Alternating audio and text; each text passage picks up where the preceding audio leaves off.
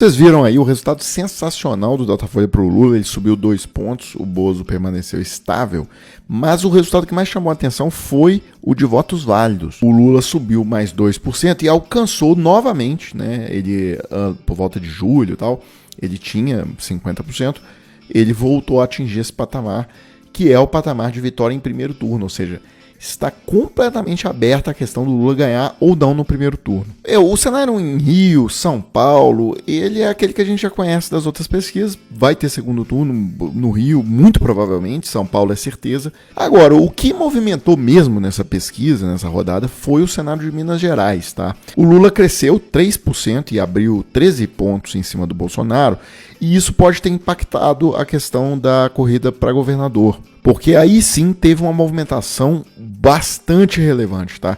A diferença entre o Zema e o Calil caiu 8%.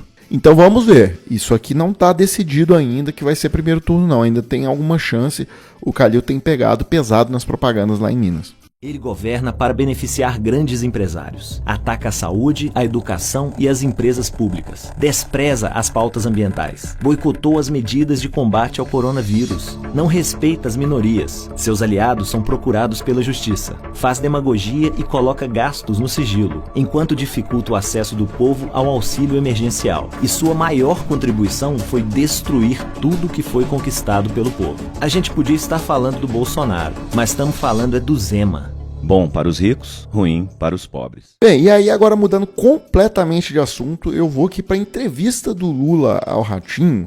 E curiosamente, primeiro que assim, foi inacreditável que o Lula aceitou ir lá, porque o SBT tem uma postura absolutamente agressiva em relação ao PT. O próprio Ratinho é um defensor assim, enfurecido do Bolsonaro, mas para surpresa de todo mundo, o Lula foi lá, encarou e, como diz o Noblar aqui, Lula deu show na entrevista ao Ratinho. Se no debate da Globo ele for tão bem assim, é capaz de liquidar a eleição no primeiro turno. O Chico Barney, lá do UOL, falou assim: Ratinho encerrou falando obrigado, presidente, para Luiz Inácio Lula da Silva. Voto viradíssimo. E aí eu vou passar alguns momentos. Esse aqui, muita gente não vai entender por que o Ratinho perguntou isso. Aí você tem que entender a demência dos bolsonaristas nas redes.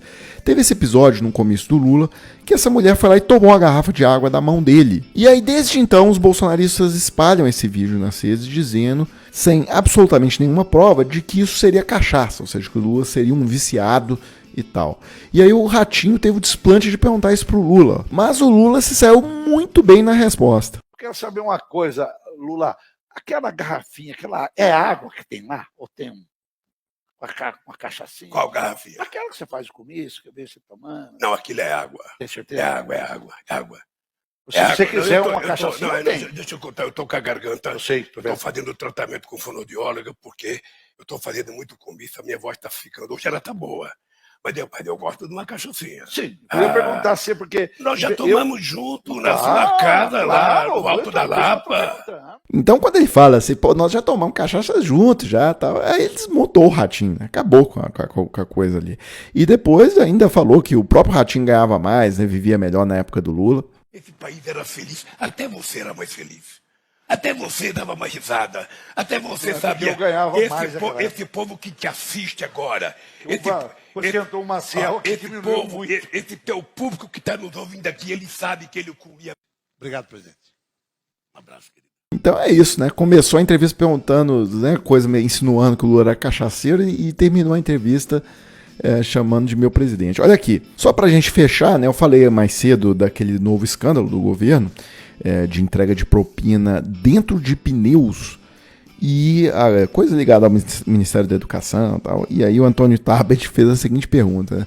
Não sei como a imprensa brasileira batizará o mais novo escândalo de corrupção do governo Bolsonaro, com pastores recebendo milhões dentro de pneus para reformar igrejas. Mas, se os pneus forem Michelin, né, precisa se chamar Michelão. A primeira dama vai curtir. Aleluia e chamalará. É aquele negócio que a Michelle gritou lá quando o André Mendonça virou ministro do STF. Então é isso, pessoal. Eu fecho esse vídeo. Agora a gente volta.